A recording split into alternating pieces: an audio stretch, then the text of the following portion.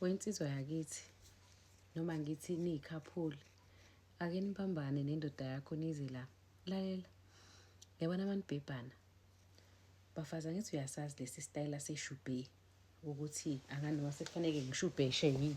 Wathi isitayela seshubhe, mfazi isitayela seshubhe uyasazi. Yeke ukuthi iy'nyawo zami zome kangakanani, ufike uhlale kwipipi, angithi ebese ushona phambili uthi kunokuthi ugxume, yabo uthi ishubhe leyo.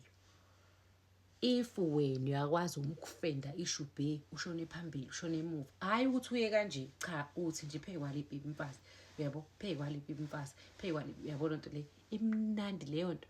Amadoda amaningi-ke ayayi-enjoya but isikhathi esiningi uzombona ekubamba la eqolo ekuphakamisa ngoba abanye ba-enjoya uphaxaphaxa. Woza-ke ngikutshele lokhu,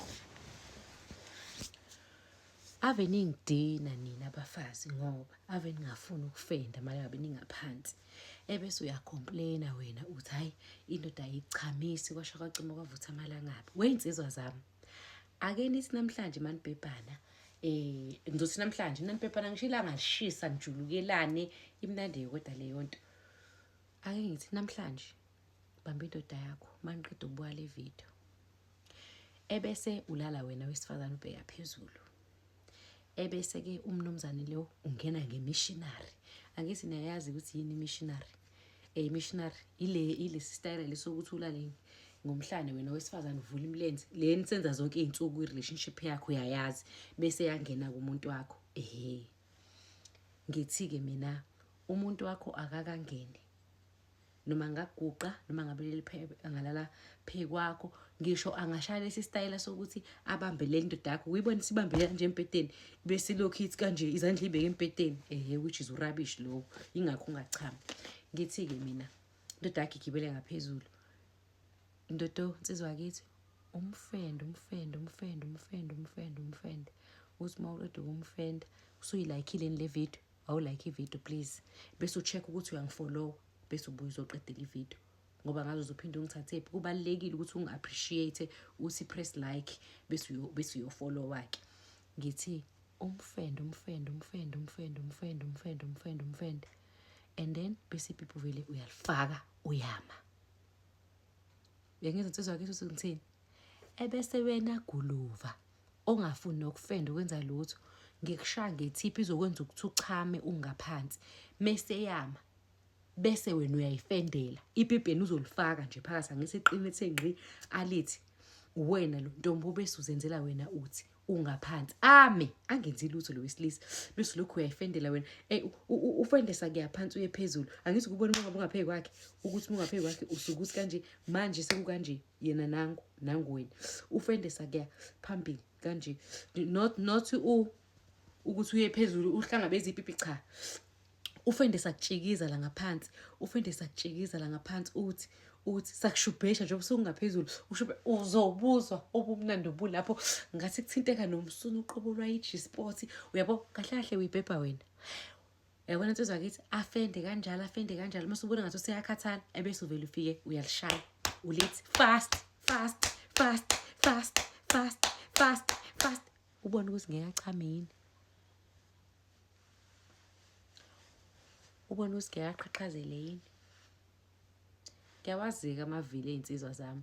Usuzovele ufike ulifake ipipi bese ulindele ukuthi akanyakaze. Ngithe mina uqala umbhebhe wena, uyalifaka ipipi, uyamshaya ngendlela umshaya ngayo. Ngisho ungamshaya slowly engathi ngaqala ibuke nobabili le video. Khani maniqeda ukuyibuka le video nobabili bese omunye uyazi bangabe omunye selifaka ipipi esema ukuthi yena fanele yenzeni ngoba nina nibuye ningafuni ukuthi niyixoxe lento. Ave ntomoroza nje bakithi kuma-relationship anifuni ukuyihlayela phansi. But ngithi uzomfenda umfende wena ungaphezulu nesilisa, ushaye itechnique yakho, bese uyalifaka ulithi dli bese uyama. Makoti uyalazi udaba bese uyafenda-ke uyashikisha lapha kancane slowly, uyashikisha uthi kuzoyishola kona ukuthi shikisha kakhulu-ke manje, shikisha kakhulu. Engathi wena owesilisa ungaze ube nokumsiza-ke nawe la. Bathong.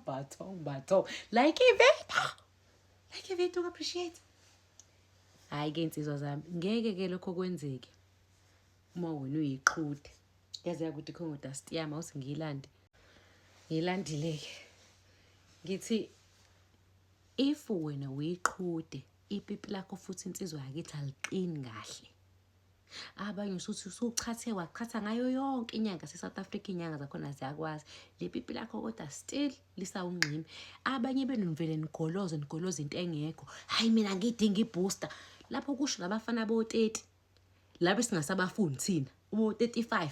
Ipipi sewulivithize waqala ukubhebha una 16 umfana likhathele kwayilona ipipi lakho nitshela ukuthi ingquza kuphela ekhathana thina sizala sizeshaya ngengane zo 15 but still ingquza sisanayo still ingquza sivuka nayo uyabo wena ke bathi labafana bo 30 bo 25 kuya ko 30 35 bakutshela indaba yokuthi ena hayi mina ngiyabhebha nje mina ngisaright angidingi lento wena owaziyo nendlwabi yakho ukuthi ipipi lakho selisebenza mangabe lithinto wena kuphela mase usufica isibumbu le pipi lakho livele lifike libe likhahlela.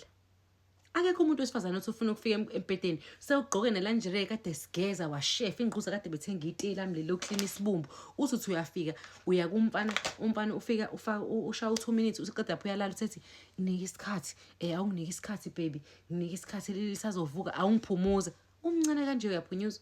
Amadodo 60 amadodo angasitshela umuntu o55 hayi wena. So anike ukungolozela ngoba uyazi ukuthi le product uyayidinga. Angikwazi nawe awungazi awudingi futhi ungazi. Wena ungena ku WhatsApp ngisuka angikubuzi nemibuzo angitshela umuntu angihlangani. Mina nje ngifuna ukuthi kuphela nibhabhane kamnandi. Lento engiqeda ukukutshela yona ngeke uze uyenze lutho if ipipi lakho lithambile, ipipi lakho linenzululwane, ipipi lakho liungqimi liyadomoroza, ipipi lakho lisaba ingquza mawuthi uyalifaka nje vele likhahlele. Nawu umveva. Umveva u1200 from age ka 21 years to u70 noma u80 years. Nansi product 1200 rand. Niye into kube ningidakele nifike ku WhatsApp nithi ayikho mhlawumbe ka 600 mina ngino 300 kodwa mawuyovithiza ipipi ngotshwalo usuku nayo full price na ke ku half price u1200 and ngiyema lapho. Awuchathi awuwenzi lutho uyambilisa kuphela thatha teaspoon ufake ebhodweni mufaka ama teaspoon awu10 uzofaka izinkomishi zamanzi ezu10 kubile kukuwena ukuthi ufuna ufaka ku glass jug wakho ufake efridge ukuphuza ekseni ungakadli engathi ungafudumeza aqala kwi microwave ufake nje inkomishi ufudumeza kuthi ukufudumala bese ke njengoba usuke uminyu owutshwala njengoba usuke uphuzo Hennis neMinoff zibaba kangaka uvithiza ipipi awukuqungeke uphuze lo uzumqede we treatment une BP unesifo sikashukela unenkinga yokuthi ipipi lakho alisafuna ukuma unenkinga ukuthi isinye sakho singcolile ipipi lakho selinokugolozela selivuka kade akushayele le treatment lesithanda sami 1200 rand insizwa zami ke ube nepipi eliqinile nawe ke ube nepipi elifunctionayo ke nawe yikhambi nje leli lezulu libuke phakathi liyabonakala mangabe usuphuza ungasefa ukusefe lokho kwinzika bese uphuza lokho kuzobe sekusele mawusuqeda ukubilisa 3 to 5 minutes uyabo khambi nje lezulu kuthakiwe la izinto zezulu ungafiki kungibuza ukuthi yini side effect la lelo mangabe uyogquma uyophalaza noma uchatha yini side effect lapho uzongitshela ukuthi ayikho angithi ngoba umuthi wezulu nalana ke ngidayisa ama herbs amakhambi esizulu.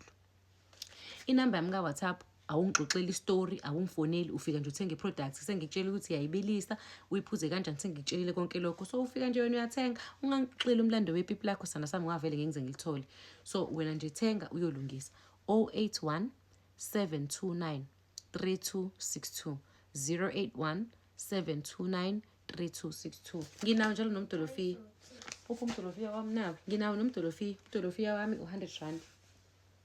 Woza ke nathi Congo dust yokuphuza ukuchama u170 rand. Ebese kuba nanansi impeso u300 le combo. Impeso ikunika umdlandla iclean amasimba ikushaya ngestamina 130. Uyifaka eparishini noma uyifaka kuyisobho lomkhodu elishisayo. Noma inhloko isobho lenhloko ufaka ispoon goqoza uphuze kanye ngesonto uzobona ebese uthi Congo dust uthi bese uyayithinta udonsa lepipi lakho uthi la phezulu wepipi bese uvala noma ngeplastic bese uyalinda 30 minutes ubese uyaligeza ipipi bese uyobhubha umfazi wakho. Ngicela ulike ivideo ke.